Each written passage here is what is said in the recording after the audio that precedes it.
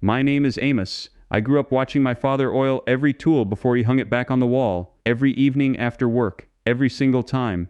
It was not a chore to him, it was respect. The broadaxe his grandfather had brought from Pennsylvania, the draw knife he had used to split every chair leg in our house, the cast iron skillet that had cooked every meal I had eaten in the first 18 years of my life. He wiped them down the way some men shake hands, deliberately, without rushing, like the gesture meant something. I did not understand why until the winter I stopped doing it. I was 23, living on my own for the first time. My first set of good tools, a carbon steel hatchet, a hand plane, a set of chisels I had saved 4 months to buy. I used them through the fall, got busy, stopped paying attention the way my father had paid attention. By March, when I went back to the shed, the hatchet head had orange creeping from the pole to the cheek. The hand plane sole had a rust bloom across the flat that had bitten into the steel. The chisels were spotted along the bevels like something had been eating them while I was not looking, because something had been eating them. The air itself. The humidity of a single Ohio winter. I spent a Saturday with sandpaper and oil trying to bring them back. I got them functional. I never got them back to what they were. The hand plane sole had a pit in it that I could feel under my thumb on every pass for the next 10 years.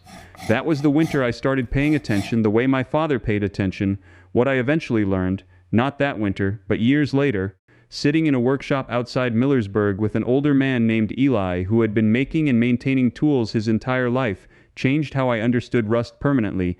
Eli had tools on his wall that were older than my grandfather.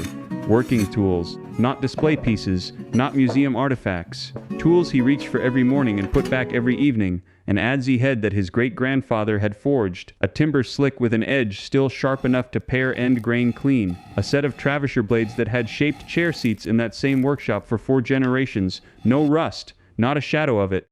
Not on tools that had lived through 100 Ohio winters in an unheated workshop where the humidity swings from February dry to April damp without asking permission from anyone.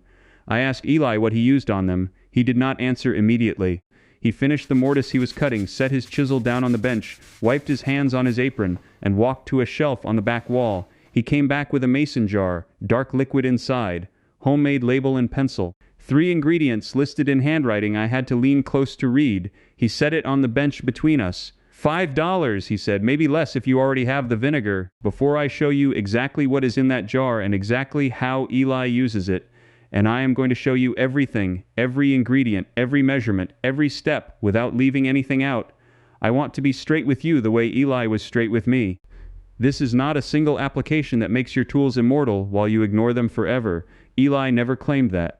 What he showed me is a protection system so effective and so simple that the tools in his workshop have outlasted 4 generations of daily use with nothing more than 1 light treatment per season and 5 minutes of attention before storage once a season. $5 of materials, 20 minutes of your time. That is the honest version of forever, not magic, not a miracle. A protection system so well matched to the chemistry of rust that the rust itself becomes part of the protection. The disease becomes the armor.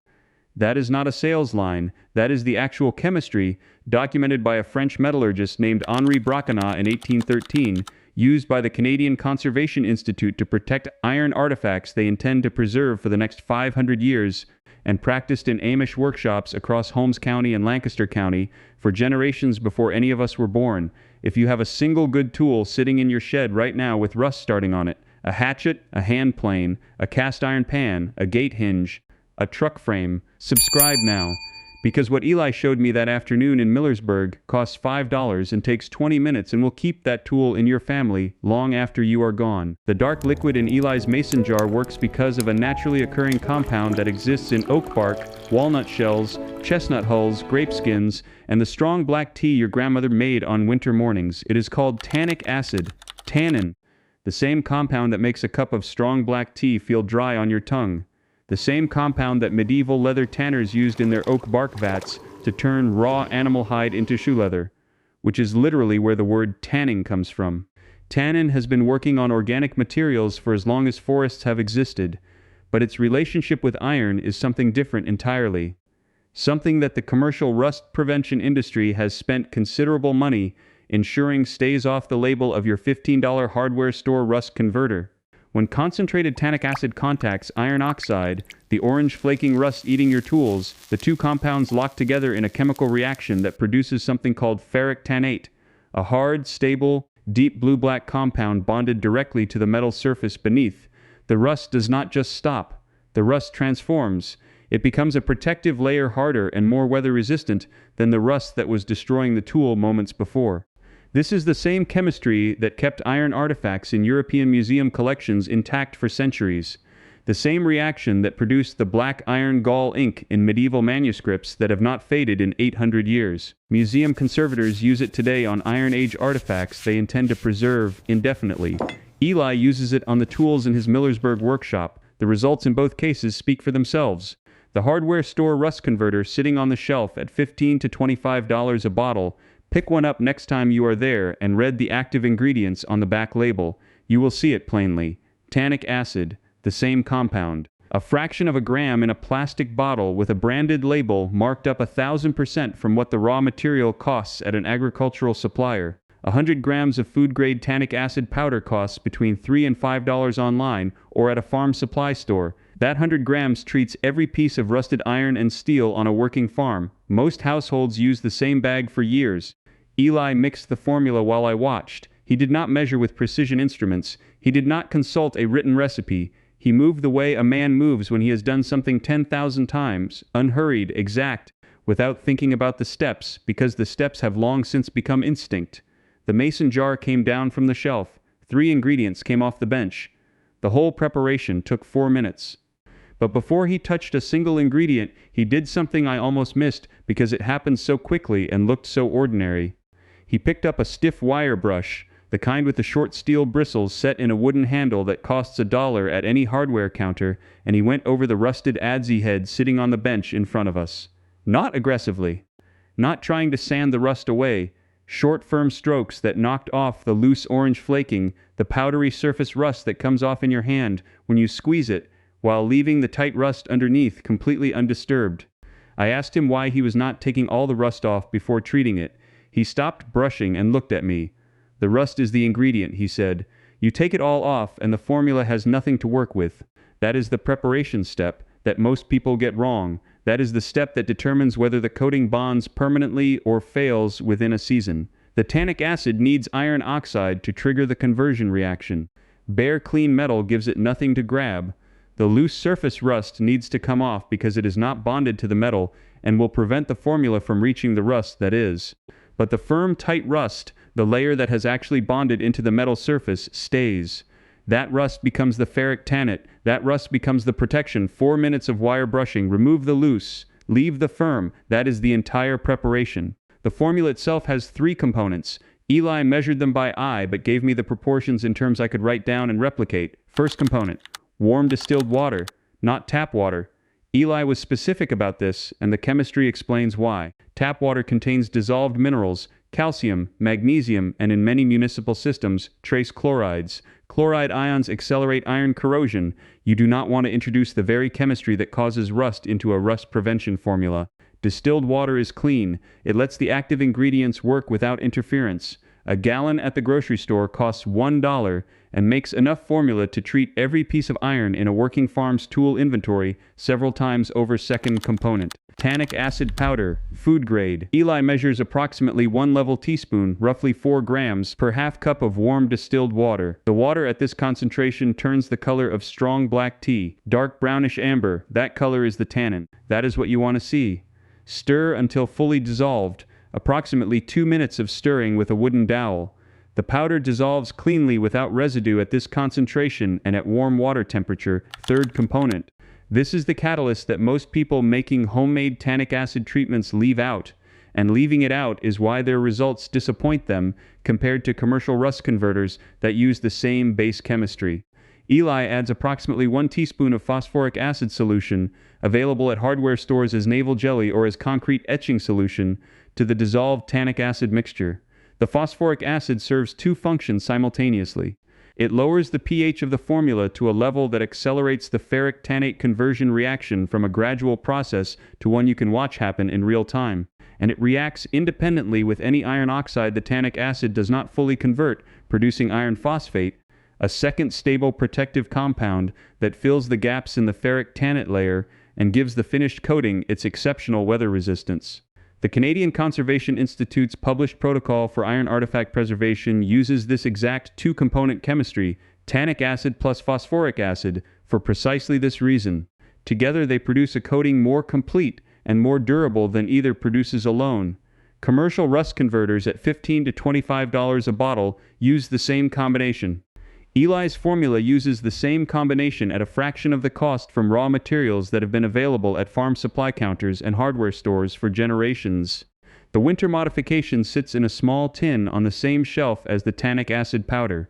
Eli reached for it without being asked, the way you reach for something when you know the conversation has arrived at the point where it becomes necessary drawed beeswax. A single block the size of a bar of soap.